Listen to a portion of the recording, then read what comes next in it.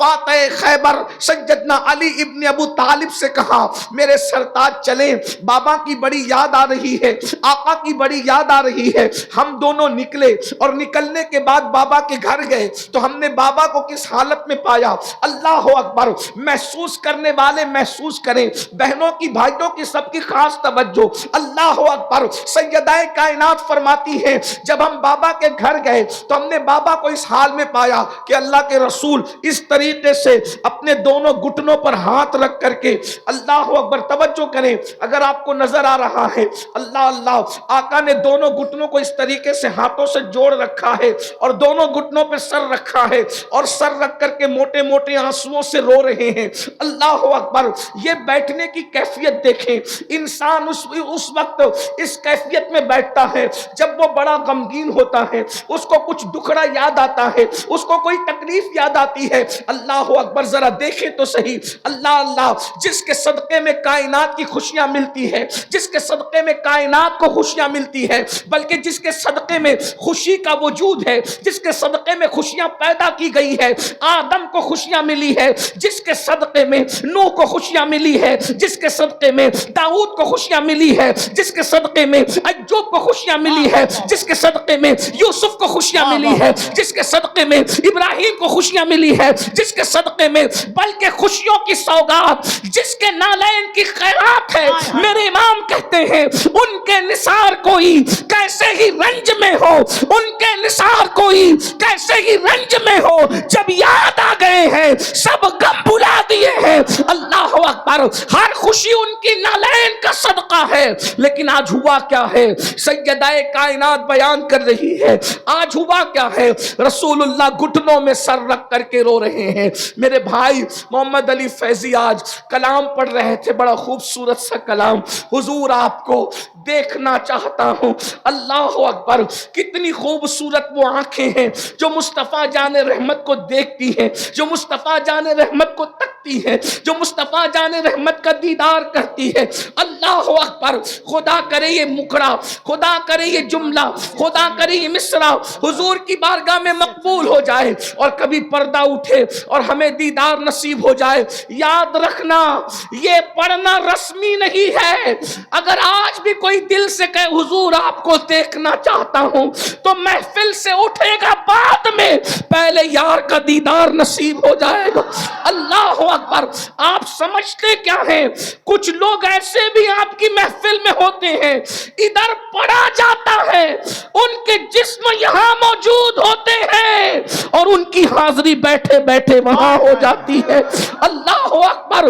اور وہی لوگ اس جلسے کی کامیابی کا سبب ہوتے ہیں۔ بھائی کفیل کہتے ہیں کہ ہمارے آنے سے کامیابی ہوتی نہیں، اس مجمع میں ایسے بھی قلندر بیٹھے ہوئے ہیں جن کے آنسو پوری محفل کی ضمانت، مقبولیت کی ضمانت ہو جاتے ہیں، اللہ اکبر۔ لیکن دھیان سے سنو اللہ والو، اللہ اکبر۔ سیدہ کائنات فرما رہی ہیں حضور گھٹنوں میں سر رکھ کر رو رہے ہیں، حضور کے درد کو محسوس تو کرو، حضور کے عشق میں تڑپنے والوں، حضور کے عشق میں مچلنے والوں، ابھی مچل مچل کر نعت پڑھ رہے تھے، مجھے تمہارے مقدر پہ رشک آ رہا تھا، کتنے خوش نصیب ہو، اللہ نے اپنے محبوب کی محبت تمہیں دی ہے، حضور کا عشق تمہیں دیا ہے، حضور کی محبت تمہیں عطا کی ہے، لیکن حضور کے درد کو محسوس کر لو، اس لیے کہ وہ محب کیسا ہے جو اپنے محبوب کے درد کو نہ سمجھ سکے، وہ محب کیسا ہے جو اپنے محبوب کی تکلیف کو نہ سمجھ سکے۔ آؤ حضور کیوں رو رہے ہیں، حضور کے رونے کی وجہ کیا ہے، اور وہ بھی کیفیت کیا ہے؟ گھٹنوں میں سر ہے اور سر رکھ کر کے اس طرح رو رہے ہیں کہ آنسوؤں سے داڑھی شریف تر ہو گئی ہے، اللہ اکبر۔ سیدہ نے سلام کیا، مولائے کائنات نے سلام کیا، حضور نے سر اٹھایا، سیدہ کا استقبال کیا، اس لیے کہ میرے آقا کی عادت تھی ہمیشہ میرے سرکار سیدہ کا استقبال کرتے تھے۔ یہ بات بھی کہہ دوں بنگال والو، اللہ اکبر، ایک ہی ہستی ہے جس کے لیے حضور بار بار سر و قد کھڑے ہوتے ہیں، وہ کوئی اور نہیں ہے, وہ صرف حسنین کی امی ہے, جس کے لیے کونین کا مالک سید الانبیاء, سید المعصومین, سید الانبیاء, سید المعصومین سر و قد اٹھ کر کے کھڑے ہوتے ہیں. غور تو کیجئے, اتنے غم کی کیفیت میں بھی, حالانکہ ہمارے حضور غمگین نہیں, حضور علیہ السلام کے صدقے میں غم دور ہوتے ہیں, لیکن اس کیفیت میں بھی حضور اٹھ کر کے کھڑے ہوئے, سیدہ کو بوسے دیے. اللہ اکبر. سیدہ نے تڑپ کر کہا, بابا کون سی چیز آپ کو رلا رہی ہے, کس وجہ سے آپ رو رہے ہیں؟ آقا اس طریقے سے رو رہے ہیں, تنہائی میں بیٹھ کر گھٹنوں پہ سر رکھ کر موٹے موٹے آنسوؤں سے رونے کی وجہ کیا ہے؟ تو میرے سرکار نے اپنی شہزادی سے کہا, فاطمہ تم نے پوچھا ہے تو میں تمہیں بتاتا ہوں, میرے رونے کی ایک وجہ ہے. میں معراج پر گیا تھا, معراج پر جانے کے بعد جب میں نے جہنم کا مشاہدہ کیا, جب میں نے جہنم کو دیکھا, تو جہنم کو دیکھنے کے بعد آج وہ جہنم کا منظر مجھے یاد آ گیا ہے, آج وہ جہنم کا منظر مجھے یاد آ گیا ہے. فاطمہ اسی منظر کو یاد کر کے میں رو رہا ہوں. میرے رونے کی وجہ یہی ہے کہ میں سوچتا ہوں کہ جو عذاب میں نے جہنم کا مشاہدہ کرتے وقت اپنی امت کے حوالے سے دیکھا ہے, میری امت اس کو کیسے سہ سکے گی, میری امت اس کو کیسے برداشت کر سکے گی. میں بطور مفہوم یہ بات پڑھ رہا ہوں. اللہ اکبر. تمہارے میرے رسول جہنم کے اندر امت پر ہوتے ہوئے عذاب کو دیکھ کر کے رو رہے ہیں. میرے بھائیو, گناہ کر کے کہے لگانے والوں, گناہ کر کے ہنسنے والوں, حضور کو جو چیز رلا رہی ہے وہ کیا ہے؟ اب ذرا دھیان سے سنو. اللہ اکبر. میرے آقا رو رہے ہیں. سیدہ سے کہا, میں نے جہنم کا جب مشاہدہ کیا تو میں نے کیا دیکھا؟ اب ذرا آقا فرما رہے ہیں, جو مشاہدہ حضور نے کیا فرما رہے ہیں. فرمایا, میں نے جہنم میں کچھ عورتوں کو, پہلے تو فرمایا میں نے سب سے زیادہ جہنم میں جن کو دیکھا وہ دو لوگ ہیں, ایک تو عورتیں ہیں, ایک تو عورتیں ہیں, اور نمبر دو کچھ غریب مرد ہیں, مفلس مرد ہیں. اللہ اکبر. اس کی تشریح اگر نہ کروں تو آپ الجھن میں پڑ جائیں گے. حضور نے غریب مردوں کو کیوں دیکھا؟ اس لیے کہ غربت کبھی کبھی انسان کو کفر تک لے جاتی ہے, غربت کبھی کبھی انسان کو چاپلوس بناتی ہے, غربت کبھی کبھی انسان کو چوری کرنے پہ مجبور کرتی ہے. بنگال والوں, اس لیے میری گزارش ہے, غربت سے نکلنے کی کوشش کرو, غربت سے نکلو, مالدار بننے کی کوشش کرو, لیکن مالدار حلال سے بننے کی کوشش کرنا. اللہ اکبر. سود کے پیسوں سے مالدار نہیں بننا, چوری کے پیسوں سے مالدار نہیں بننا, لوگوں کا گبن کر کے مالدار نہیں بننا, محنت کر کے مالدار بنو, خوب ترقی کرو. اللہ اکبر. یاد رکھیے, اللہ اللہ, ستاروں کے آگے جہاں اور بھی ہے ابھی عشق کے امتحان اور بھی ہے, تو شاہی ہے, پرواز ہے کام تیرا, تیرے سامنے آسماں اور بھی ہے. میری قوم کے جوانوں یاد رکھنا, جتنے وقت میں موبائل کھیلتے ہو, گیم کھیلتے ہو, اتنا ٹائم بچا کر کاروبار میں لگاؤ. اللہ اکبر. لوگوں کا بوجھ اٹھاؤ, لوگوں پہ بوجھ نہ بنو. پھر میرے آقا نے ایک بات یہ بھی فرمائی, میں نے جہنم میں سب سے زیادہ مقرر لوگوں کو دیکھا, خطیب لوگوں کو دیکھا, اور ان کے ہونٹ آگ کی کینچی سے کاٹتے ہوئے دیکھا. یہ وہ لوگ تھے جو لوگوں میں جا کر کے فتنہ پروری کرتے تھے, ایسے عنوان پہ تقریریں کرتے تھے جس سے امت لڑے, جس سے قوم میں جھگڑا پیدا ہو, جس میں قوم میں اختلاف پیدا ہو, جس سے قوم میں انتشار پیدا ہو. اللہ اکبر. یہ بات بھی آپ کو کہہ دوں میرے بھائیوں, یاد رکھنا, پوری امت متحد تھی اس پر کہ رسول اپنی قبر انور میں زندہ ہیں, لیکن کچھ مقرر ایسے پیدا ہوئے جنہوں نے آ کر یہ فتنہ چھوڑا کہ معاذ اللہ وہ تو مر کر مٹی میں مل گئے. ایسے لوگوں کے ہونٹ آگ کی کینچی سے کاٹے جانے والے ہیں. اللہ اکبر. پوری امت اس بات پر متحد تھی کہ رسول اللہ کو جہاں سے پکارو وہاں سے حضور سنتے ہیں, لیکن کچھ مقرر آئے اور انہوں نے کہا نبی تو دیوار کے پیچھے کی خبر نہیں رکھتے, ایسے بدبخت لوگوں کی باتیں نہ سنا کرو. ایک بات اور بھی عرض کر دوں, پوری امت صحابہ کو جیسے چاہتی تھی ویسے اہل بیت کو چاہتی تھی, جیسے اہل بیت سے سے پیار کرتی تھی ویسے صحابہ سے پیار کرتی تھی، لیکن کچھ لوگوں نے فتنہ چھوڑا کہ معاذ اللہ یہ ایسے ہیں اور وہ ویسے ہیں۔ یاد رکھنا صحابہ ہماری ایک آنکھ ہے، اہل بیت ہماری دوسری آنکھ ہے۔ ہم جتنا پیار نبی کی آل سے کرتے ہیں اتنا پیار نبی کے اصحاب سے کرتے ہیں، جتنی عزت نبی کے اصحاب کی کرتے ہیں اتنی عزت نبی کے آل البیت کی کرتے ہیں، اس لیے کہ ہمارے یہاں عزت کا معیار کسی کو تولنا نہیں ہے۔ دنیا میں وہ ترازو پیدا نہیں ہوا جو ابو بکر صدیق کو تول سکے یا مولا علی کو تول سکے، اور ترازو میں علی و صدیق کو تولنے والوں جب نبی کی نالین تولنے کے لیے کوئی ترازو پیدا نہ ہو سکا تو جگر گوش مصطفیٰ فاطمہ الزہرا کی عظمت کو تولنے کے لیے ترازو کہاں سے لایا؟ نعرہ تکبیر، نعرہ رسالت، عظمت صحابہ، عظمت اہل بیت۔ ایسے لوگوں کو نہ بلاؤ، ایسی لوگوں کی محفل میں نہ جاؤ جو تمہارے درمیان آ کر کے فتنہ خوری کرتے ہیں، کیونکہ ان کے ہونٹ بھی آپ کی قینچی سے کاٹے جانے والے ہیں۔ میں نہیں کہہ رہا، حضور علیہ السلام نے فرمایا، اس لیے بڑا احتیاط کا پہلو رکھیں اور اپنے بزرگوں کے نقش قدم پر رہیں۔ ہمارے بزرگوں نے نہ افراد کیا نہ تفرید کیا، جو عظمت رسول اللہ نے اہل البیت کو عطا فرمائی ہے وہ اہل البیت کے پاس ہے، جو صحابہ کو دیے وہ صحابہ کے پاس ہے۔ نبی نے کیا دیا صحابہ اور اہل بیت کو؟ ایک جملے میں کہہ دوں، جو سمجھ سکتے سمجھ جائیں گے، ہمارا عقیدہ اہل سنت کا واضح ہو جائے گا۔ خلافت الگ ترتیب، فضیلت الگ ترتیب، اہل البیت کی عظمت ہے اپنی جگہ۔ اللہ اکبر، بس اتنا سمجھ لو کہ اللہ اکبر صحابہ اور اہل بیت کا فرق کیا ہے۔ صحابی وہ ہے ابو بکر صدیق کی شکل میں جس کے کندھوں پہ نبی بیٹھتے ہیں۔ توجہ فرمائے، اگر جملہ دل میں اتر جائے تو دعا دینا۔ صحابی وہ ہے، صحابی وہ ہے جو نبی کو کندھوں پہ اٹھاتا ہے، اور اہل البیت وہ ہے علی کی شکل میں جس کو نبی اپنے کندھوں پر اٹھاتے ہیں۔ نعرہ تکبیر، نعرہ رسالت۔ جس نے نبی کو اٹھایا ہے وہ بھی بھلایا نہیں جائے گا، جس کو نبی نے اٹھایا ہے وہ بھی بھلایا نہیں جائے گا۔ جو نبی کو گود میں سلائے وہ ابو بکر کا بھی جواب نہیں ہے، اور جو نبی کے بستر پہ سو جائے۔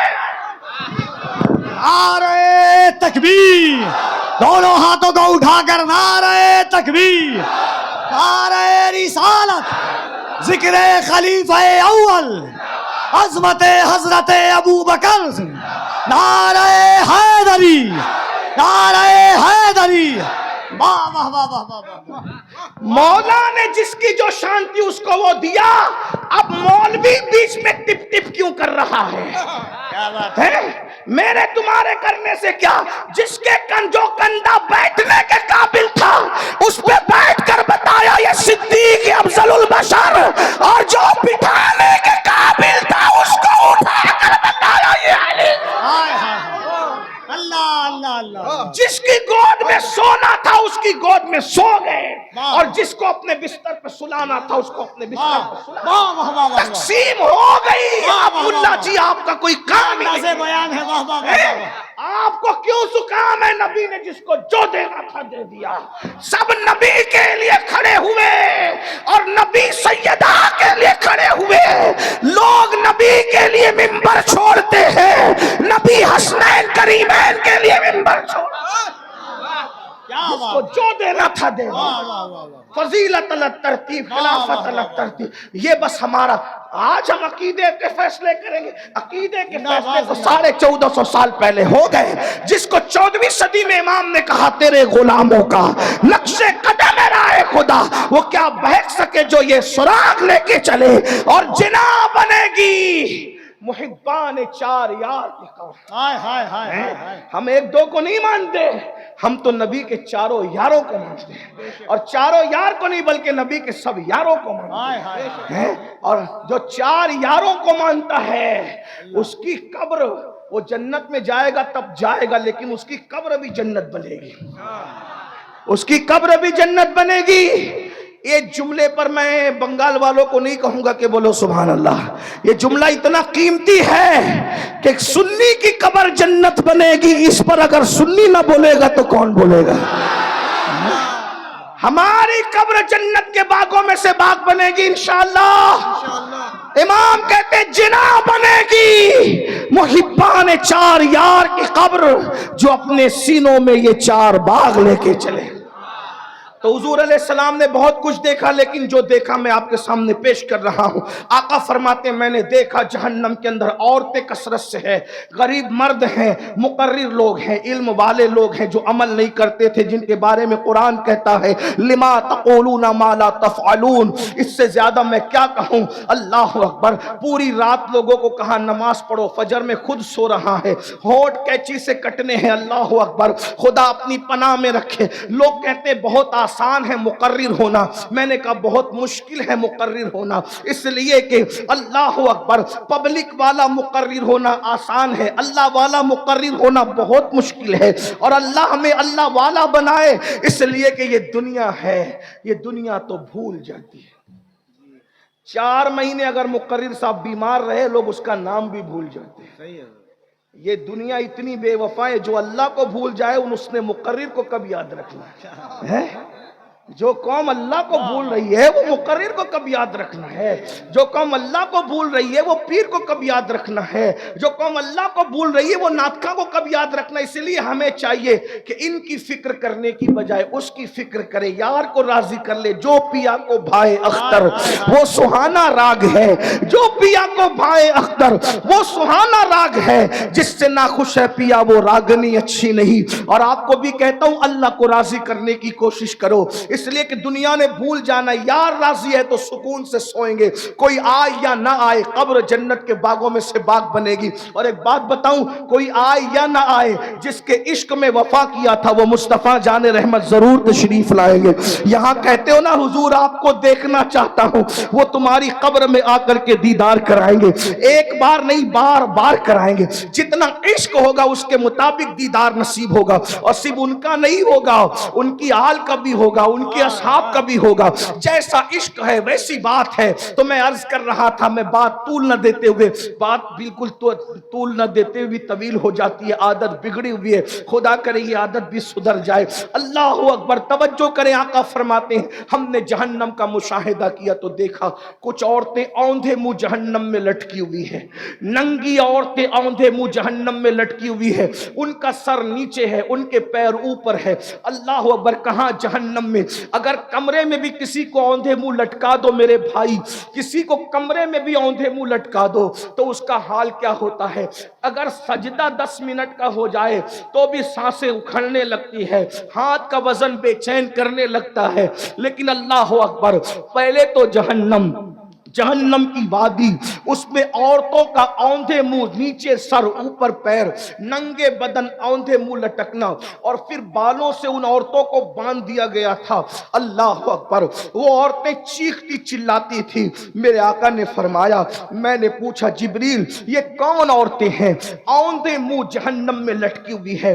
اگر تمہیں بھی اپنی ماں سے پیار ہے تو ان تک یہ بات پہنچانا رسول اللہ کی، اپنی بہن سے پیار ہے، بیوی سے پیار ہے، بیٹی سے پیار ہے، ان تک پہنچانا، اور جو بہنیں اپنے آپ سے پیار کرتی وہ بھی سن لیں۔ اللہ اکبر، آقا فرماتے ہیں میں نے جبریل سے پوچھا جبریل یہ کون عورتیں ہیں جو اوندھے منہ ننگی جہنم میں لٹکی ہوئی ہے؟ جبریل امین عرض کرتے یا رسول اللہ صلی اللہ علیہ وآلہ وسلم، یہ آپ کی امت کی وہ عورتیں ہیں جو دنیا کے اندر بے پردہ رہا کرتی تھی، دنیا میں بے پردہ رہتی تھی، اجنبی مردوں سے باتیں کرتی تھی، اور آقا سے عرض کی یا رسول اللہ یہ شادی شدہ ہونے کے بعد بھی دوسرے مردوں کے ساتھ ناجائز تعلقات قائم کرتی تھی۔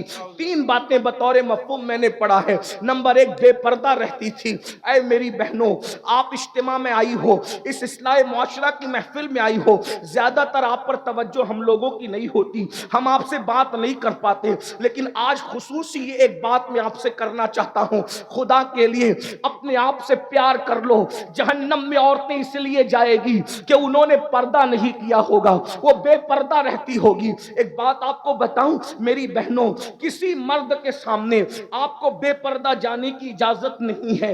आपका जो महरम है, भाई है, बाप है, यानी जो आपके रिश्तेदार हैं, हकीकी रिश्तेदार, उनके सामने तो आप चेहरा खोल सकती है। बाकी आपका देवर से भी पर्दा करना फर्ज है, ससुर उससे भी पर्दा करना फर्ज है, जेठ उससे भी पर्दा करना फर्ज है। बढ़ के अगर आप बुरा ना माने तो एक बात कह दूं, अल्लाह अकबर, चूंकि आप हक वाले लोग हैं अब इसलिए मैं कह दूं, पीर से भी पर्दा करना फर्ज है। आप अपने पीर के सामने भी बेपर्दा नहीं जा सकती, मस्जिद के इमाम के सामने भी बेपर्दा नहीं जा सकती, काफिरों के सामने तो हरगिज नहीं जा सकती। और बड़ी बात कह दूं, तुम अपने नबी के सामने भी बेपर्दा नहीं जा सकती। अल्लाह अकबर, मेरे आका अलैहिस्सलातु व तस्लीम ने औरतों को पर्दे का हुक्म दिया। बल्कि एक बात आपको और बताऊं, अल्लाह अकबर, यहां मेरे भाई लोग बैठे हुए हैं, अगर अपनी बहन को, अपनी बीवी को, अपनी माँ को, अपने घर की औरतों को जहन्नम से बचाना है तो इनको पर्दे का पाबंद बनाओ, अपनी बच्चियों को पर्दे का पाबंद बनाओ। याद रखना, यहां आकर के लोगों को थोड़ी बेचैनी होती है, यार औरतों को पर्दे की बात क्यों कही जाती है, और लोग हमें इंटरनेट पर ताना भी देते हैं, ये कैसे मुसलमान है अपनी औरतों को पर्दे का हुक्म देते हैं। एक बात कहूं, हमारे यहाँ औरतों के लिए पर्दे का हुक्म इसलिए है कि हम औरत को जितनी शक्लों में जानते हैं उसकी हर शक्ल जन्नत है। यानी वो पैदा हो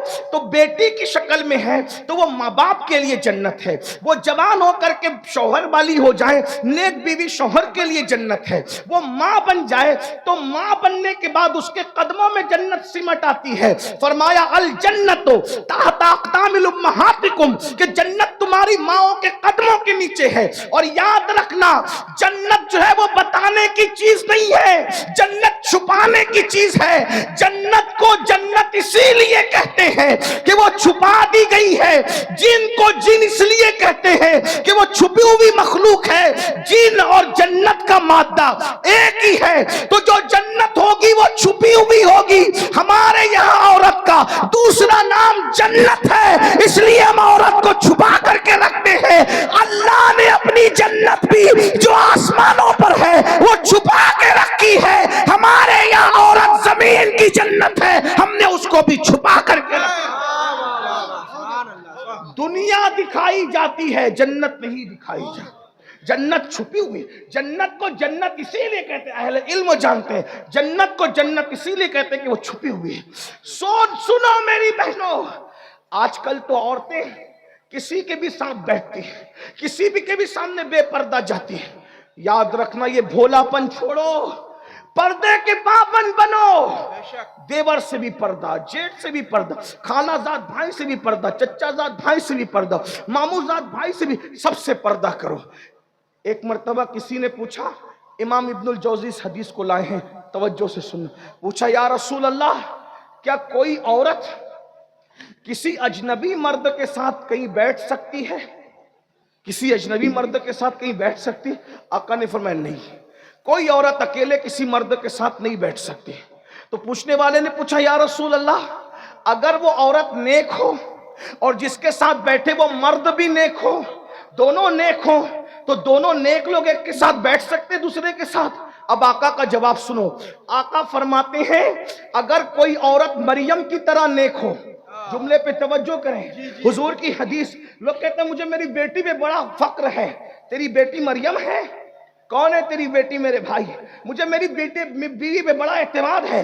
क्या है? तेरी बीवी मरियम है? अस्तगफिरुल्लाह। सुनो, जिसकी शान में कुरान की 3-3 सूरतें बयान हो रही है, वो सैयदा मरियम, हजरत ईसा की अम्मी। आका फरमाते हैं, अगर मरियम की तरह नेक औरत हो और याह्या की तरह नेक मर्द हो और दोनों अकेले बैठना चाहे तो मैं दोनों को अकेले बैठने की इजाजत नहीं दे सकता। है कोई याह्या जैसा नेक मर्द?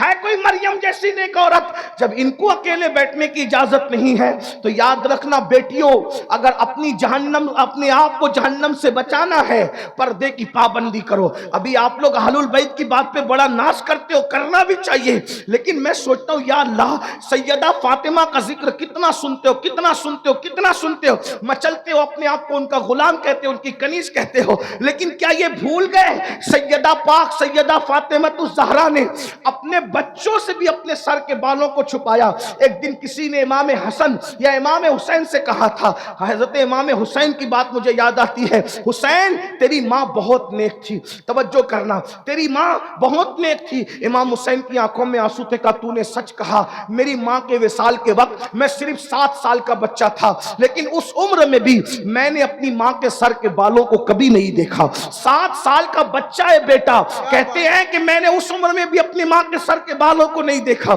یہ ہوتا ہے پردہ۔ اللہ اکبر۔ پھر میرے آقا صلی اللہ علیہ وآلہ وسلم کی کنیزوں، آج یہ بھی ہو رہا ہے کہ لڑکیاں اجنبی مردوں سے تعلق بنائیں۔ استغفر اللہ، یہاں کی لڑکیاں ایسے نہیں ہیں، بڑے شہروں میں ایسا ہوتا ہے فلموں کی وجہ سے، سیریلوں کی وجہ سے، لیکن ویکسین کے طور پہ یہ بات میں کہہ رہا ہوں، ٹیکہ لگاتے نا بیماری سے پہلے، اس کے طور پہ کہہ رہا ہوں، اگر یہ دنیا کے اندر عورتیں پاک دامن ہو جائیں، کسی مرد کی مجال نہیں ہے کہ وہ کسی عورت پر ڈورے ڈالے، کسی عورت کو بہکائے۔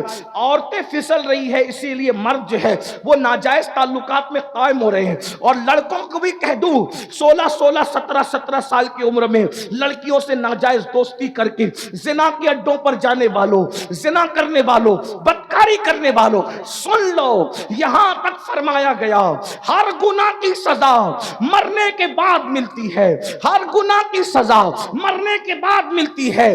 زنا اور ماں باپ کی نافرمانی 2 ایسے گناہ ہیں جس کی سزا دنیا ہی میں ملتی ہے۔ ماں باپ کا غدار جب تک دنیا میں ذلیل نہیں ہوگا اس وقت تک موت نہیں آئے گی، اور زانی جب تک دنیا میں ذلیل نہیں ہوگا اس وقت تک اس کو موت نہیں آئے گی۔ بزرگوں نے یہاں تک فرمایا جو دنیا میں زنا کرتا ہے اس کی نسلوں تک اللہ عذاب کو باقی رکھتا ہے، اس کی نسلیں تڑپائی جاتی ہے، اس کی نسلیں سسکیاں لیتی ہے، بلکہ یہاں تک بزرگوں نے فرمایا زانیوں کی نسل میں اندھے، لنگڑے، لولے، عیبی اولاد پیدا کی جاتی ہے تاکہ ان کو تڑپایا جائے۔ حالانکہ ہر زانی جس کے گھر میں لنگڑی لولی اولاد پیدا ہو اس کو زانی مت سمجھنا، اس پہ شک نہیں کرنا، کیونکہ 98% لوگوں کے گھر میں بطور سزا اولاد عیبی پیدا ہوتی ہے، اور 2% لوگوں کے گھر میں بطور امتحان پیدا ہوتی ہے۔ وہ فیصلہ میں اور آپ نہیں کر سکتے۔